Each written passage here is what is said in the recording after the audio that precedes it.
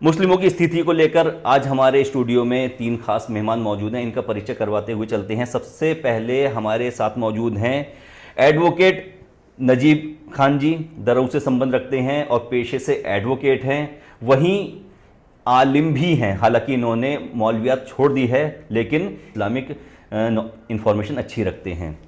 वहीं जावेद मलिक साहब हैं, समाज सेवी हैं और किच्छा के एक अच्छे जाने पहचाने नाम हैं। तीसरे नंबर पर जो हमारे साथ जुड़े हुए हैं वो हैं अहमद सलमान जी। अहमद सलमान पेशे से जर्नलिस्ट हैं और मुस्लिम समुदाय से संबंध रखने के कारण इन्हें भी इस्लामिक और मुस्लिम मुद्दों की अच्छी समझ है। हम अपने कार्यक्रम में आप तीनों का स्वागत करते हैं, खैर मकदम करते हैं। तो सबसे पहला सवाल जो उठता है शिक्षा को लेकर, नजीब जी, शिक्षा की स्थिति इतनी ज़्यादा बदतर है, ख़ास तौर पे किच्छा में, मुस्लिम समुदाय में, कि सच्चर कमेटी खुद कहती है कि दलितों से ज़्यादा पिछड़े हुए मुसलमान हैं।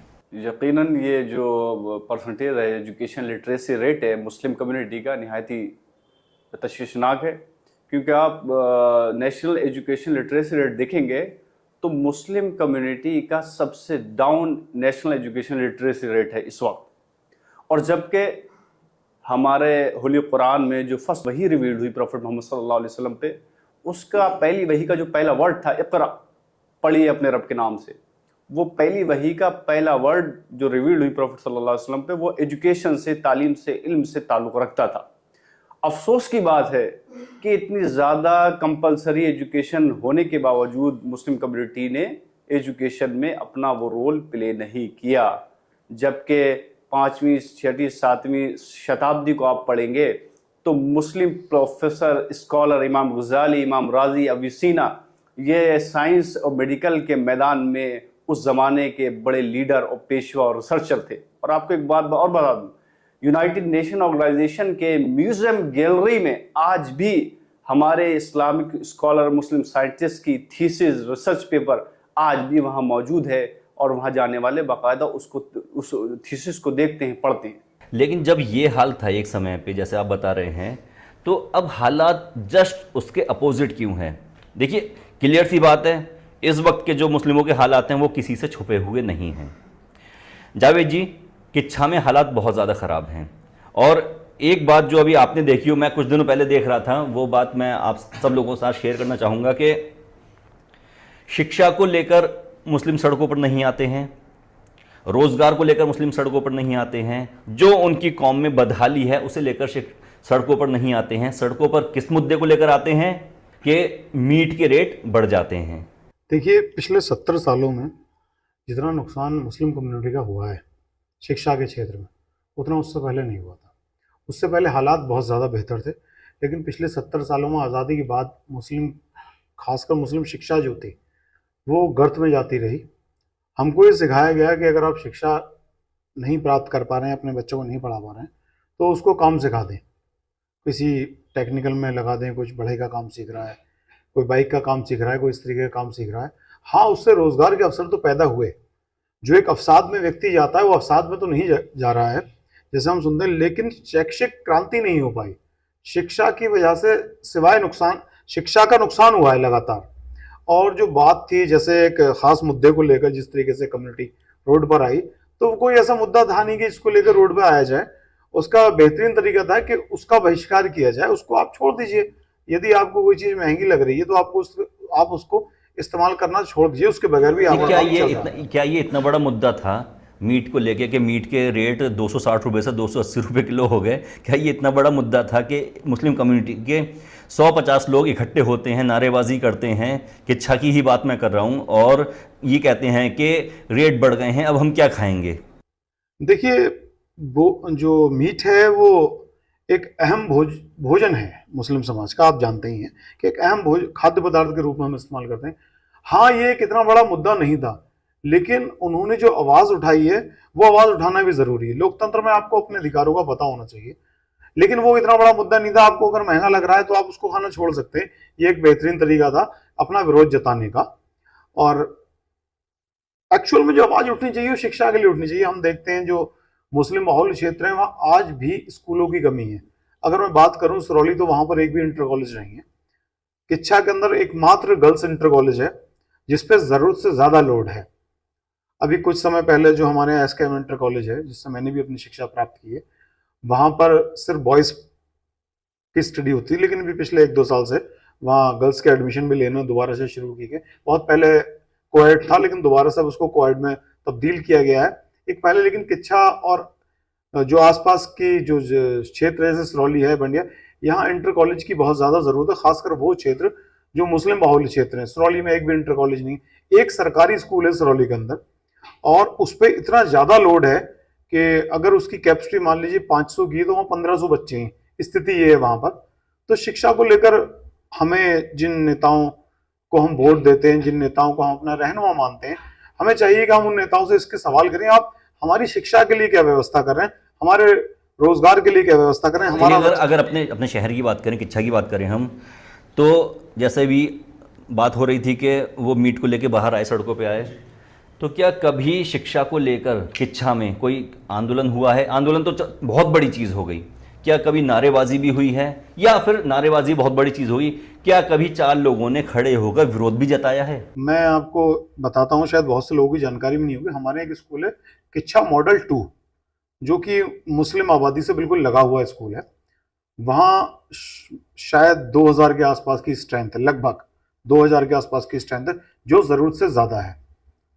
एक स्कूल हमारा सिरौली का हो गया, प्राइमरी स्कूल है, गवर्नमेंट प्राइमरी स्कूल है, वहाँ भी हालात ऐसे हैं। और इसी आबादी से लगा हुआ स्कूल है गवर्नमेंट गर्ल्स इंटर कॉलेज, उसके हालात भी बद से बदतर हैं लोड के क्षेत्र में। कभी भी कोई भी मुस्लिम हो या वो अन्य कम्युनिटी हो, और खासकर क्योंकि बात हम यहाँ मुसलमानों की कर रहे हैं, तो मैंने कभी ऐसा नहीं देखा कि मुस्लिम समाज के लोग कभी शैक्षिक क्रांति को लेकर आ गए हों। कभी इसलिए आ गए हों कि स्कूल को बड़ा करना चाहिए या स्कूल की टीचर बढ़ाने चाहिए, इस बात को लेकर कभी आगे नहीं आए।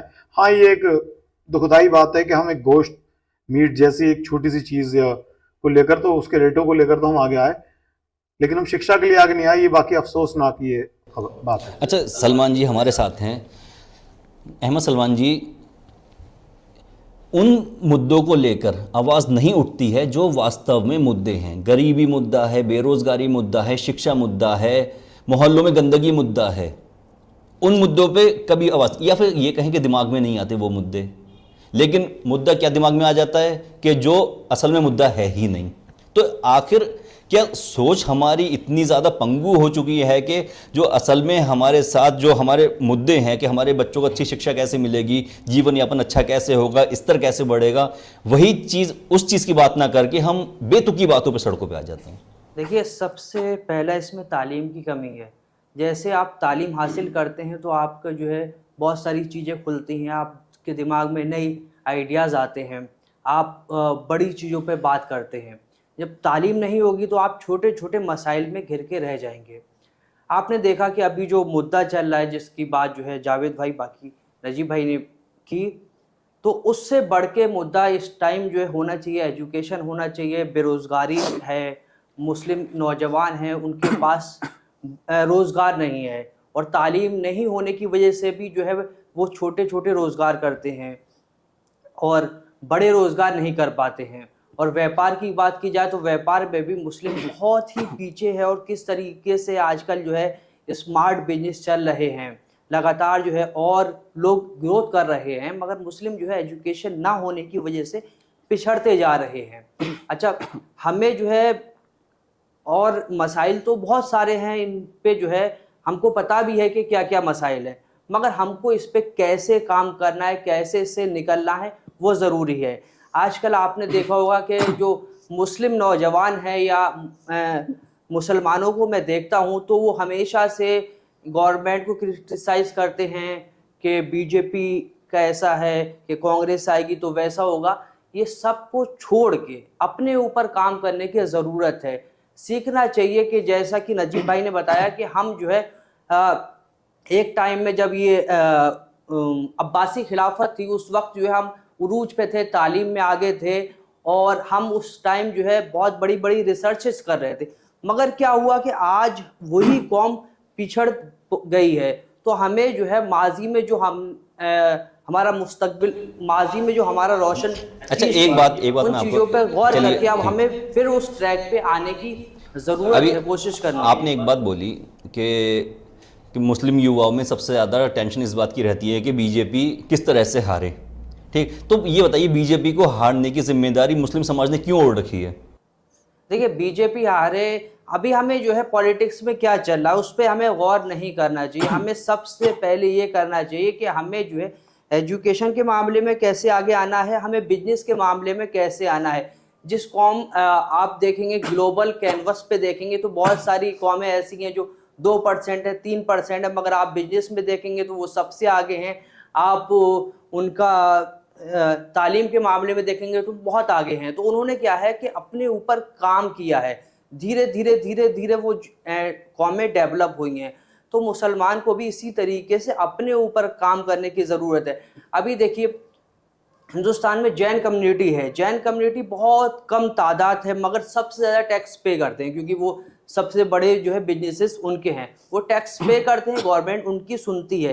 तो गवर्नमेंट आपकी कैसे सुनेगी जब आप इतने बड़े स्केल पे टैक्स पे नहीं कर रहे हैं? क्योंकि टैक्स पे तब नहीं कर पा रहे हैं जब आपके जो है बिजनेसेस नहीं है, आपके पास जो है रोजगार नहीं है, आपके पास जो है वसाइल नहीं है। तो आपके पास जब कम कमा रहे हैं तो कम टैक्स दे रहे हैं, और कम टैक्स दे रहे हैं तो गवर्नमेंट भी आपकी तरफ क्यों सुनेगी? तो आपको सबसे पहले जो है खुद बैठ के ये सोचना चाहिए कि हम कहाँ गलत है। हमेशा से गवर्नमेंट या जो अपोजिशन गलत नहीं होगा भाई। पॉलिटिक्स को साइड में रखिए और अपने ऊपर काम करने की ज़रूरत है कि हम कहाँ गलत हैं। चलिए हम कहाँ गलत हैं, ठीक है। मैं नजीब भाई के पास आ जाता हूँ दोबारा से। नजीब जी, कुछ मुद्दे ऐसे हैं जो जैसे कि उन्होंने कहा कि हम कहाँ गलत हैं, अगर मैं उन मुद्दों को, उन बातों को सामने ना रखूँ तो मुद्दों के साथ ज़्यादती हो जाएगी, बातों के साथ, उन बुराइयों के साथ ज़्यादती हो जाएगी। कुछ बातें ऐसी हैं जैसे कि मैं ये नहीं कहूँगा कि चोरी करना गलत है या फिर जुआ खेलना गलत है, ये तो सबको पता है। जिसे पता नहीं है तो फिर वो अपने जो है दिमाग का इलाज करवाए। लेकिन कुछ बातें ऐसी हैं जो गलत हैं और उन्हें हम गलत नहीं मानते, ठीक है। जैसे मैं आपको एग्जाम्पल देता हूँ, जैसे कि अपने घर के बाहर चबूतरा बनाना, अपने घर के बाहर छज्जा निकाल देना, सड़क पे छज्जा निकाल देना, सड़क पे चबूतरा बना देना, ये गलत में आता है, लेकिन हम इसे गलत नहीं मानते। बिजली चोरी करना चोरी है, चोरी चाहे 1 रुपए की हो या 10 लाख की हो, चोरी चोरी होती है। लेकिन क्यों हमारी सोच ऐसी हो गई है कि हम जो बुराई है उस बुराई को बुराई ही नहीं मान रहे हैं? इन सारे मसाइल का हल है, क्योंकि हमें सही और गलत का तमीज़ जब होगा जब हमें उसके बारे में इल्म होगा। और इल्म, एजुकेशन जो है वो सारी बुराइयों से इंसान को, ह्यूमैनिटी को बचाता है। और हम जो है इस टाइम मॉडर्न टेक्नोलॉजी का दौर है और डेमोक्रेटिक लार्जेस्ट कंट्री है इंडिया, और यहाँ पे एजुकेशन, राइट टू एजुकेशन का राइट है हमारे पास। बाकायदा माइनॉरिटीज़ के लिए फंड भी है गवर्नमेंट की तरफ से, हमारी यूनिवर्सिटीज़ भी हैं, AMU है, जामिया है और आपका मनु है, और बहुत बड़े शिक्षण संस्थान भी चल रहे हैं। हालांकि एक ये तकलीफ़ की बात है कि एक मौलाना आज़ाद फेलोशिप थी, उसको रिमूव कर दिया गया। वो बड़ा अहम रोल प्ले करती थी जो है मुस्लिम स्टूडेंट्स को सपोर्ट में। तो आज हमें ये समझना पड़ेगा कि हमारा सोशल, पॉलिटिकल, इकोनॉमिकल जो ग्रोथ है वो एजुकेशन के साथ होगी। हम एजुकेशन के, विदाउट एजुकेशन हम जो है कुछ नहीं कर सकते। ना एक अच्छे पॉलिटिकल लीडर बन सकते, ना एक अच्छे बिजनेस एंटरप्रेन्योर बन सकते। नहीं, जैसे मैंने आपको 2 एग्जाम्पल दिए, ठीक है। एक मैंने एग्जाम्पल दिया बिजली चोरी का, ठीक है। बिजली चोरी के लिए तो मुझे नहीं लगता कि बहुत ज़्यादा पढ़ा लिखा होने की ज़रूरत है। ये बात सबको पता है कि बिजली चोरी गलत है। बिजली चोरी तभी गलत नहीं है जब चेकिंग दस्ता आ जाए, बिजली चोरी तब भी गलत है जब आप रेगुलर चोरी कर रहे हैं, ठीक है। दूसरी चीज़ हो गई घरों के आगे, आपने देखा होगा आमतौर पे हम कोई जगह खरीदते हैं तो सड़क पे हम अपना छज्जा निकाल दें, 4 फीट आगे निकाल दिया और चबूतरा भी हमने सड़क पे बना दिया। हमने आने वाले लोगों के लिए जगह तंग कर दी, वो भी गलत है, उसकी भी हदीसें हैं। तो उन बुराइयों को हम क्यों नहीं सोच रहे कि ये भी तो समाज में बुराइयाँ हैं? बिल्कुल हमें सोचना चाहिए, क्योंकि इस्लाम की एक टीचिंग है कि आप जो है आपकी वजह से लोगों को तकलीफ़ नहीं होना चाहिए, आपकी वजह से रास्ते में परेशानी क्रिएट नहीं होना चाहिए। ये इस्लाम की तालीमात भी है। तो ये सब चीज़ों का, प्रॉब्लम्स का सोल्यूशन जब होगा, जब हम अच्छी तालीम होगी, एक अच्छा दिल होगा, अच्छी हिकमत अमली होगी, तो फिर हम ये सोचेंगे कि हमारे सोसाइटी की, हमारी कम्युनिटी की, हमारे नेशन की तमाम जो बुराइयाँ या मुश्किलात का सोल्यूशन हो और हमारी सोसाइटी एक डेवलप और प्रोग्रेसिव सोसाइटी हो, हमारा देश एक प्रोग्रेसिव कंट्री बने। क्यों मॉडर्न टेक्नोलॉजी का दौर है और आज हर मुल्क, हर जो है मुल्क की GDP तरक्की कर रही है। तो हम एज ए मुस्लिम हम ये ना देखें कि कौन सी पार्टी जीत रही है, कौन सी विन कर रही है, कौन सी लूज कर रही है।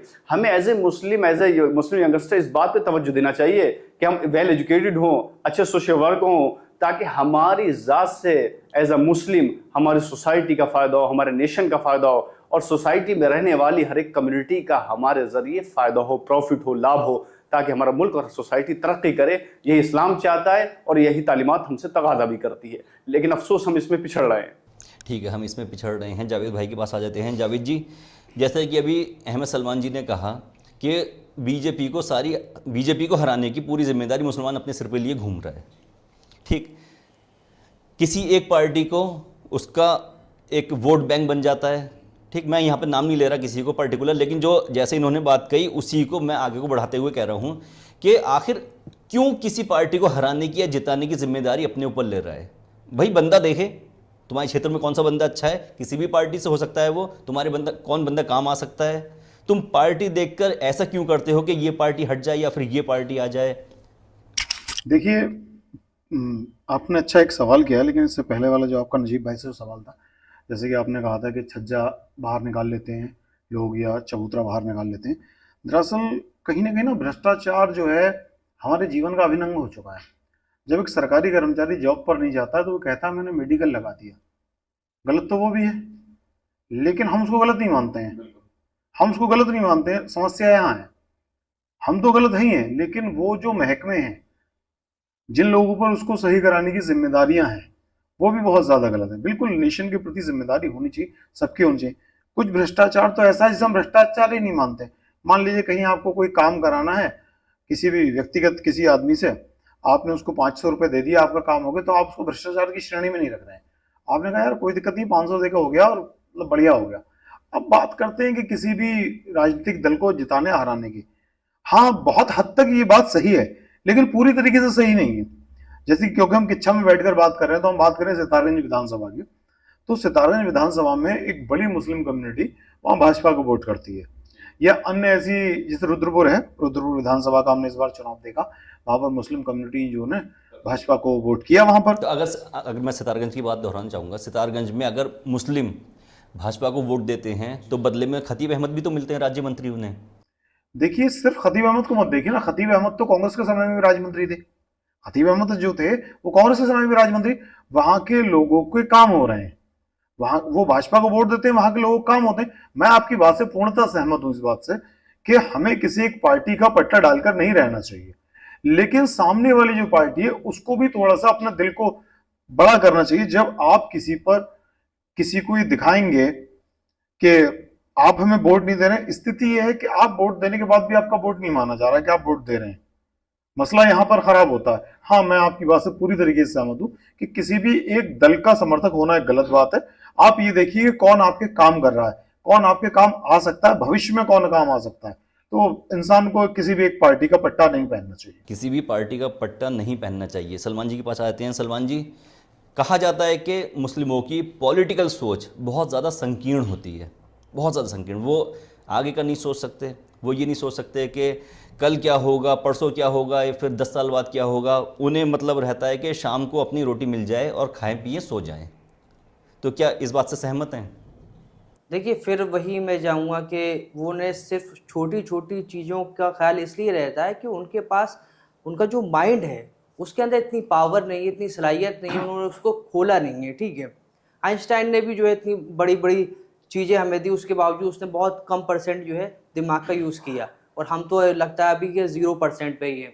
नजीब भाई ने एक बात कही थी कि हम जो है इस्लामिक वे से कही थी। मैं मानता हूँ इस्लाम जो है परफेक्ट है, ठीक है, मगर एज अ मुस्लिम हम परफेक्ट हैं ये हमें सोचना चाहिए। फिर मैं वही वो आखिरी बात जो कही थी वहीं से स्टार्ट होंगे कि हमें सेल्फ जो है खुद को तलाशना चाहिए कि हम कहाँ गलत हैं। मैं एक एम्बेसडर हूँ अपनी फैमिली का, अपने रिलीजन का। मैं अगर बाहर जाता हूँ, मेरे बिहेवियर से, मेरी बातचीत से मेरे परिवार को लोग जानते हैं, और मैं जिस मज़हब से या जिस जो है कम्युनिटी से ताल्लुक़ रखता हूँ, वो लोग सामने जो व्यक्ति होता है वो उससे जो है पहचानता है ये कौन है। तो हमें ये सोचना होगा कि हम जो है मज़हब को लोग जो नहीं जानते हैं वो कैसे जानेंगे? तो मुझे खुद अपने आप को ठीक होना पड़ेगा, फिर जो है चीज़ें ठीक होंगी। दूसरा, आपने कहा कि मुसलमान सिर्फ रोटी की सोचते हैं, तो वो इसलिए है कि हमारे पास बड़े मुद्दे नहीं हैं। हमारे पास अभी आप पूछ लीजिए मुसलमानों से कि AMU कब बनी है, या जामिया की बात पूछ लीजिए, उन्हें नहीं पता होगा। उनको जो है मुसलमानों ने हिंदुस्तान की आज़ादी में कितना बड़ा रोल अदा किया था उनको नहीं मालूम होगा। मौलाना आज़ाद गेट किच्छा में बना हुआ है, 10 व्यक्ति आप खड़े कीजिए और उन 10 लोगों से पूछिए कि मौलाना आज़ाद कौन थे, इनका फ्रीडम स्ट्रगल मूवमेंट में क्या रोल था, इन्होंने एजुकेशन के लिए क्या काम किया। मैं ये मानता हूँ कि 10 में से 3-4 लोग ही बता पाएंगे कि मौलाना आज़ाद कौन है। तो मसला ये है कि हम छोटी छोटी चीज़ों में उलझ गए हैं, हम बड़ी चीज़ों के बारे में हमने बात नहीं की है, उनके बारे में सोचा नहीं है। अपने हीरोज़ को, अगर इस्लामिक हीरोज़ हैं उनको भी भूल बैठे हैं।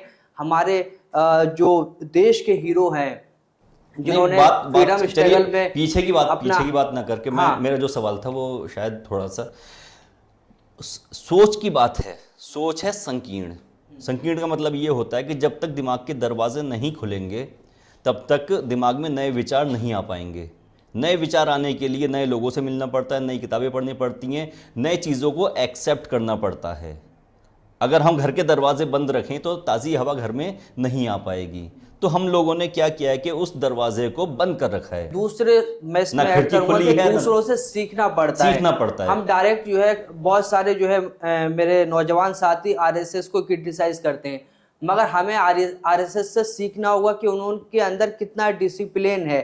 RSS 100 साल या 90 साल पहले बनी, उन्होंने कितना जो है एक दिन करके जो है उस काम को करा, तब वो जो है 2 सीटों से और अब जो है 400 के आसपास पहुंचे हैं। और पूरे देश के अलग अलग हिस्सों में उनकी गवर्नमेंट बनी है। और ठीक है, तो उन्होंने धीरे धीरे काम किया है, उन्होंने डिसिप्लिन को फॉलो किया है, तब जाके वो यहाँ पर पहुँचे। कोई भी कौम या कोई भी इंडिविजुअल व्यक्ति रातों रात कुछ नहीं तब्दील होता है, वो एक प्रोसेस चलता है और उस प्रोसेस में टाइम लगता है, उसमें एनर्जी खर्च होती है, उसमें बहुत सारी जो है प्रॉब्लम्स फेस करनी पड़ती है। ठीक है, तो तब जाके कुछ नई चीज़ सामने आती है। तो हमें जो है इस प्रोसेस को फॉलो करना पड़ेगा, तब हम कुछ कर पाएंगे।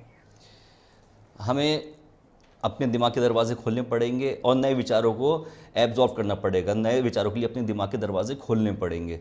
तो दिमाग के दरवाजे खोलने पे क्या कहीं दीन, चूँकि आप दीन के अच्छे जानकार हैं, तो कहीं क्या दीन कोई बाउंडेशन लगाता है कि आपको नए विचार नहीं सीखने हैं? प्रॉफिट सल्लल्लाहु अलैहि वसल्लम की हर तालीमात में हिकमत अमली है, हम पढ़ नहीं पाते।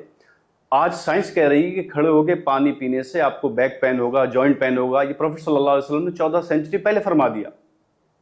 और आप बात कर रहे हैं कि मॉडरेट होने की, तो मौलवी हैं या मदारिस हैं, ये मॉडरेट हैं। आप देख सकते हैं कि फ्री इंडिया का स्वतंत्र भारत के पहले जो एजुकेशन फर्स्ट मिनिस्टर थे वो मौलाना अबुल कलाम आज़ाद थे।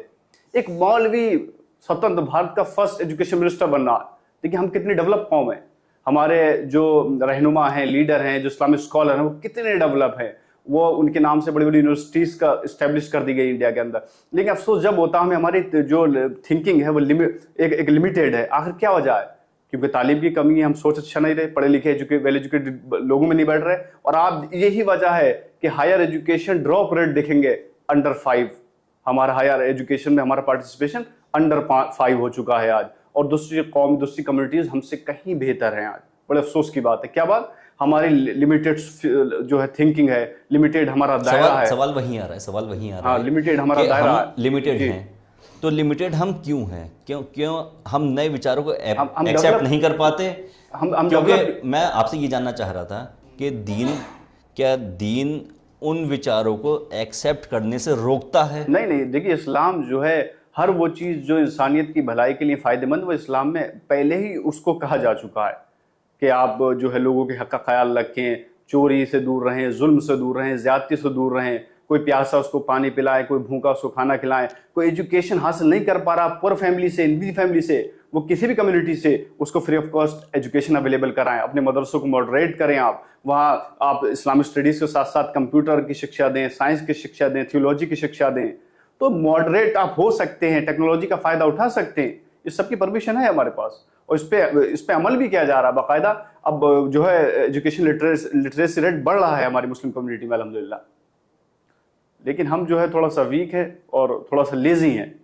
इस जो हम ज़राए का फ़ायदा नहीं उठा पा रहे हैं, मेडिकल टेक्नोलॉजी का फ़ायदा नहीं उठा पा रहे हैं, और जो हमारे राइट हैं, जो फंडामेंटल राइट्स हैं हमारे पास, जो हमें इंडियन कॉन्स्टिट्यूशन ने दिए, right to religion of freedom, right to preaching of religion, right to education, हम उसका भी फ़ायदा नहीं उठा पा रहे हैं। हद तो ये है कि वो हमारे जो राइट्स है फंडामेंटल, उसके ताल्लुक से हमें नॉलेज भी नहीं है, हम उसको भी नहीं पढ़ पा रहे हैं। तो ये बड़े एक अफसोस का मकाम है। नजीब भाई, मैं बीच में एक बात ऐड करूंगा, अगर गलत हो तो मुझे वहां रोकना। जी, मैंने कहीं पढ़ा था कि नबी सल्लल्लाहु अलैहि वसल्लम के पास एक सहाबी आए और उन्होंने सहाबी जो है बीमार थे और उनको लगता था कि मैं अब जो है इस दुनिया से चला जाऊंगा।